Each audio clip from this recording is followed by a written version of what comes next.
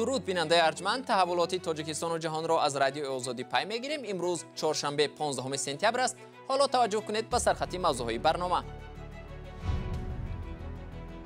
تاجیکستان را تنها نمیگذاریم. کشورهای عضو سازمان پیمان امنیتی دستجمعی گفتند اگر از افغانستان به مرز خطر ایجاد شود در پهلوی تاجیکستان خواهند بود. کشتار یک زن 67 ساله روس در کنار مسکو آشوب ساکنان را ضد مهاجران کاری به بار آورد. تمام همه را از اینجا رانید، حاضر همه را رانید. فکر میکنم همین کاری درست می بود. همه مردان را رانید. راه به چهار طرف محدود است. رانندگان ماشین های بارکشان در تاجیکستان میگویند همسایه کشورها محدودیت های زیاد جاری کردند. راه بسته دیگه. این همینجا میرسیم. امروز در شهر دوشنبه جلسه نمایندگان شوراهای امنیتی کشورهای عضو سازمان پیمان امنیتی دستجمعی برگزار شد.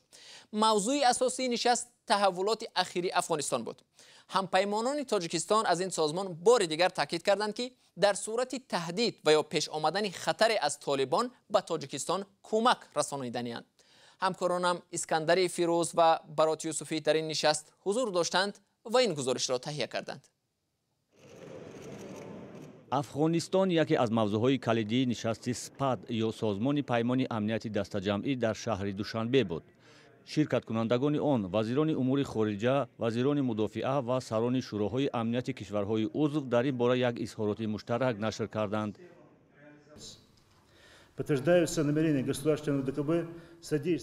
تصمیم مساعدت اعضای سپاد به افغانستان برای تحکیم صلح و ثبات و عاری از تروریسم، جنگ و مخدر بودن این کشور تایید کرده شد.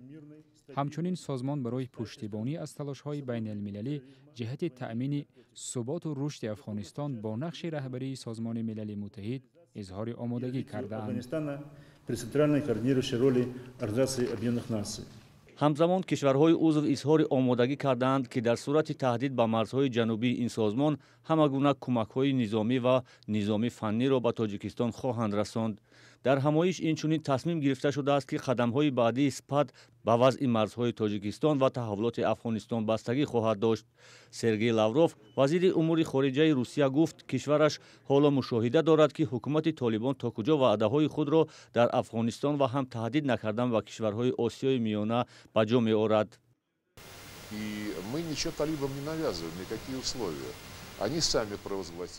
ما به طالبان هیچ چیزی را تحمیل نمی‌کنیم. هیچ گونه شرط هم. آنها خودشان هدفهای خود را اعلام کردند. از جمله آنها جانبداری خود را در مبارزه با تروریسم، مبارزه با قاچاق مواد مخدر اعلام کرده به همه اطمینان دادند که از افغانستان به کشورهای همسایه آسیای مرکزی یگان تهدید بیرون نمی شود. خودی آنها یگان هدف ناآرام کردن کشورهای همسایه را ندارند و آنها حکومت اینکلوزیویه را تأسیس می‌دهند که بیانگر همه پهلوهای جامعه افغانستان سیاسی، قومی و دینی باشد. در حالی که همیشه در رسانه‌ها از بی‌عملی بودن سپاد تنقید می‌شود، کارشناسان تاجیک می‌گویند که در شرایط فعلی که در افغانستان اتفاق افتاده است، کشورهای عضو می‌بایست موقع‌گیری جدی می‌کردند، زیرا خطر به امنیت آنها عملاً وجود دارد. به نظر من کشورهای عضو سازمان پیمان امنیت جمعی در مورد افغانستان دارای موضع مشترک به صورتی که امروز وضعیت افغانستان تقاضا می‌کند نمی باشد و از بیانیه دبیرکل این سازمان که شاهدش بودیم این نکته احساس می‌شد.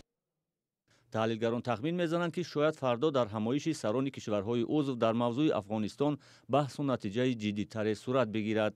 سازمان پیمان امنیتی دستجمعی را سال 1992 تأسیس دادند و فعلا ارمنستان، بلاروس، روسیه، تاجیکستان، قزاقستان و قرقیزستان عضو آنند. سپاد با هدف تقویت صلح، امنیت و استواری در منطقه و جهان، حفظ دستجمعی، استقلال، یگانگی مرزی و تمامیت ارضی کشورهای عضو تأسیس شده است، ولی آن را یک سازمان زیر نفوذ روسیه مینامند. به موضوع افغانستان در ادامه برنامه باز خواهیم گشت و حالا رو می‌آوریم به یک موضوع از روسیه. پس از کشته شدن یک زن 67 ساله در دهه بوژانینووا در کنار شهر مسکو، ساکنان این دهه در نزد خوابگاه مهاجران کاری آشوب برداشتند. دهها مرد و زنی خشمگین روس از مقامات طلب کردند که مهاجران را از این خوابگاه رانند. با گفته مقامات که این مهاجران در کشتار زن دست نداشتند، ساکنان آرام نشدند. زنی روس را کی کشت و جفایش را کی میکشد؟ گزارشی تلویزیونی نستایش ویرما را همکارم کیومرسی عطا تقدیم میکند. من این زنی را که کشتند میشناسم. همه ما او را میشناختیم. همسایه همون است. روز 13 سپتامبر در سامانه گازت کپیک در شهرک سرگیو پسد کنار مسکو مکتوب ساکنی محله بوژنینو را نشر کردند. وی در این نامش از تجاوز و کشته شدن یک زن خبر داده است. با متن این مقاله ردکسیون گازت عکس دو مرد را هم نشر کرد، اما سرچشمه این عکس ها ذکر نشدند. جسد مقتول را در جنگل کنار راه آهن در نزدیکی باغ و بوستانسراها پیدا کردند. نزدیکی های ساعت 6 شام ساکنان خشمالود در نزد خوابگاهی که مهاجران کاری زندگی میکنند جمع آمدند. Еремкина Наталья Ивановна, зани хеле орому бо тамкин, 65 сола, биби буд. ҳеҷ гуноҳе надошт. Аз бӯстонсарояш меомад, аз дохили ҷангал баромаданду дошта ӯро куштанд.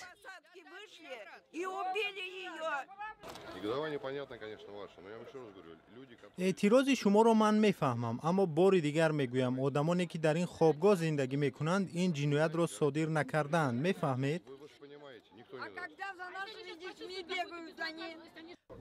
شام روز دوشنبه کمیته تفتیشات اظهار داشت که دو گمانبر را به قتل زن 67 ساله دستگیر کردند. در اظهارات گفته می شد که بازداشت شده ها شهروند کشور همسایه هستند، اما از این کشور نام نمیبرند. این مردان 33 و 37 ساله بودند.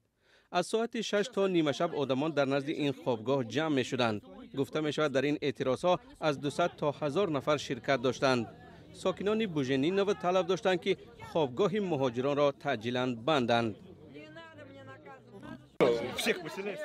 تمام همه را از اینجا رانید. حاضر همه را رانید. فکر میکنم همین کاری درسته می بود. همه مردان را رانید. پس از این کارمندان پلیس به پاسبانی خوابگاه مهاجران شروع کردند. инҷо коргарони корхонаи тирезасозӣ ҳастанд. дар ҳар кат 10 нафар хоб мераванд.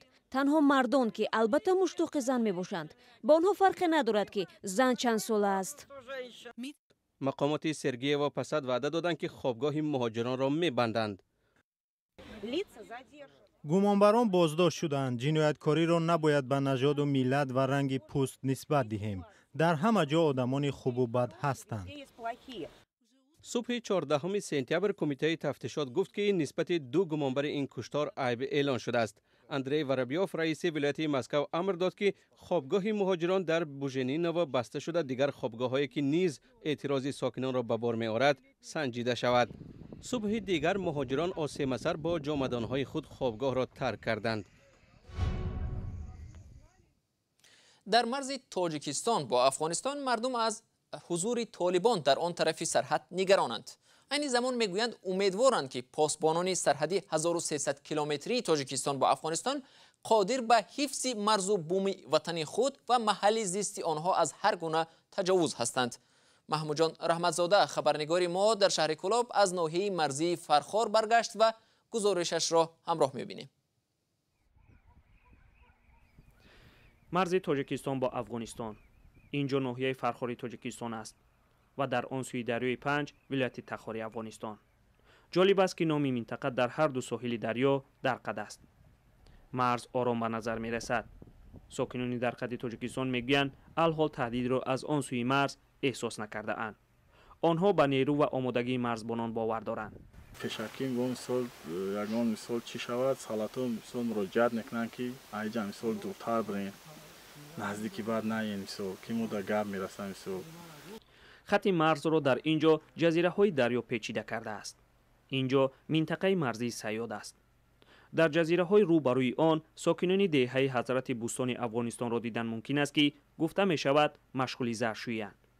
پیشتر خبر رسیده بود که از همین جا پناهجویان افغانستانی خواسته اند وارد تاجیکستان شوند. برخی از منبع ها این خبر را تصدیق کردند، ولی ساکنان میگویند تنها آوازه ها را شنیده اند. خیلی طالبان میگن ما چی میدونیم یا خیلی چون میدونن. اما یک منبع در مقامات انتظامی ولایت ختلان با شرط ذکر نشدن نامش به رادیو آزادی گفت که در 2 هفته اخیر 3 تلاش گذشتن پناهندگان به خاک تاجیکستان روی داده است. مقامات تاجیکستان در این باره خبری رسمی نمی‌دهد. از جمله تا حال گفته نشده است که تاجیکستان چه تعدادی از پناهجویان افغانستانی را قبول کرده است.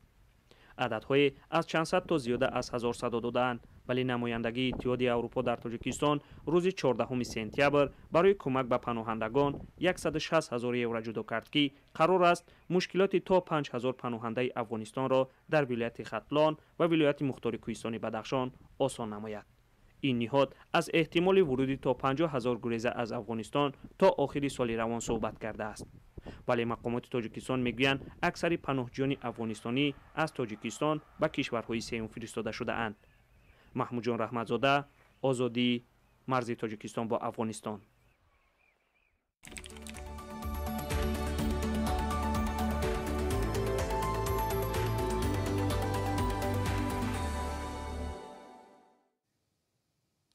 به دلیل محدودیت‌های ایجاد شده در پی خروج بیماری کووید 19 هزارها راننده‌های ماشین‌های بارکشانی تاجیکستان از حق انتقال بار در حدود کشورهای همسایه محروم شدند.